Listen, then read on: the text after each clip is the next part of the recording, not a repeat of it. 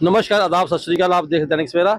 इस समय हम खड़े हैं जम्मू के सबसे बड़े अस्पताल जीएमसी में और हमारे साथ खड़े हैं एक समाज सेवक डबगोत्रा जी। तो क्या मसला है आज का, क्या हुआ आज मैं इसलिए खड़ा हूं जहां पे कि एक डेड बॉडी अनअटेंडेंट कह सकते हो आप, जो डिकम्पोज हो गई थी। उसका नाम ब्रह्म कुमार है, एज उसकी 62 ईयर है और ये जैन बाजार है, रावलपिंडी स्वीट शॉप के सामने वाली गली में। ब्रह्म कुमार, हाँ, हमें यहाँ पे अप्रोच किया चौकी ऑफिसर विजय ठाकुर जी ने, जिसको हम अप्रिशिएट करते हैं और उसका थैंक्स भी करते हैं कि हमें सेवा का मौका देते हैं वो।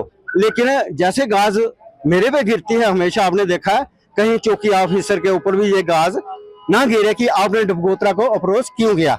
डबगोत्रा को अप्रोच इसलिए थी या नहीं थी? नहीं थी, मेरे को अप्रोच किया, मैंने गया बिना टाइम गवाए, आपको पता ही है। तो मैंने खुद लाई और मोहल्ले वाला कोई नहीं बैठा, पुलिस वाला कोई नहीं बैठा मेरी एम्बुलेंस में, क्योंकि डेड बॉडी डिकम्पोज थी, स्मेल आ रही थी और हम इसको स्मेल नहीं समझते, हम इसको खुशबू समझते हैं। और हमने जहाँ पे डेड बॉडी लाई है और इस एरिया में अभी खड़े हैं जहाँ पे मेरे को खड़े होने की, जहाँ गाड़ी लगाने की इजाजत नहीं है। क्यों नहीं है इजाजत आपको यहाँ? क्योंकि हम सोशल वर्क करते हैं।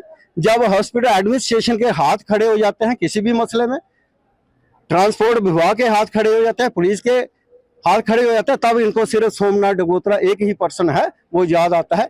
अब रही पैसे की बात, तो ये डेड बॉडी है, इनसे ही पूछ सकते हो आपके कितने पैसे सोमनाथ ने लिए और कितने आप देने जा रहे हो। ये मेरी फ्री पहचान क्या हुई? ये मेरी फ्री सर्विस है। डेड बॉडी की क्या पहचान हुई जो आई? ब्रह्म कुमार, एज 62, रहने वाला जो जैन बाजार का, परिवार का, जो हमें कंफर्म हुआ कि बड़ी बड़ी ऊंची पोस्टों पे हैं, लेकिन कुछ बाहर हैं, कुछ आउट ऑफ स्टेट है, कुछ स्टेट में ही होंगे, कुछ आउट ऑफ इंडिया भी हैं। लेकिन मैं एक आपके माध्यम से ये एक मैसेज आज जरूर दे रहा हूं, क्योंकि जो मेरा एक्सपीरियंस है, मेरा एक्सपीरियंस ये है कि हम ये कहते हैं कि हमारे बैंक बैलेंस इतने लाख रुपया है, हमारे पास इतने प्लाट हैं, हमारे पास इतनी कोठियां हैं और हमारे बच्चे फॉरेन में सेट हो गए हैं। हम अपने आप को किस्मत वाला समझते हैं, लक्की समझते हैं। लेकिन इसकी डेफिनेशन, परिभाषा क्या है कि ये सबसे अनलक्की लोग होते हैं, बदकिस्मत होते हैं। डॉक्टर साहब, आप थापा जी, आप भी काफी दिखा रहे हो, सीएम भी रहे हो।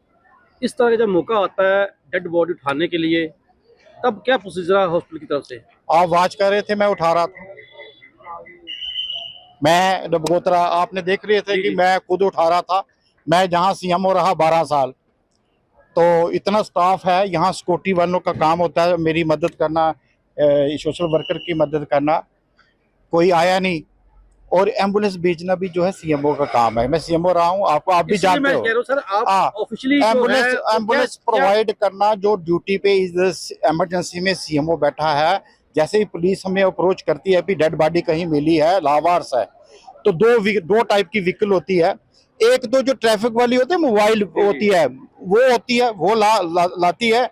जहाँ कंट्रोल रूम में फोन किया जाता है उनके पास एम्बुलेंस होती है। जहां अगर इमरजेंसी में मैसेज आए तो सीएमओ की ड्यूटी होती है एम्बुलेंस गवर्नमेंट की भेजना।